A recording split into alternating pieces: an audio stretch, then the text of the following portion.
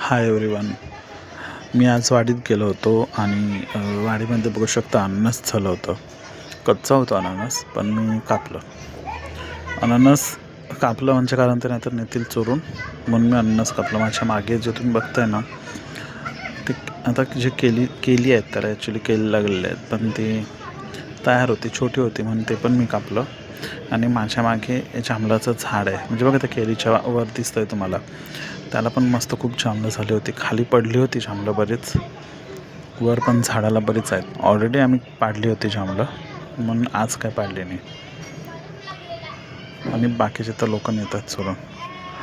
मग वाडीत दुसरं एक केळीचं झाड होतं, ते पण मी कापून घेतलं आणि त्याला जी केली होती ती पण कापली. आपण जे पहिला कापलं होतं ते छोटं होतं, पण हे जे दुसरं जे आपण कापलं आहे ना, हे खूप मोठं आहे. हे पण मी कापून घेतलं.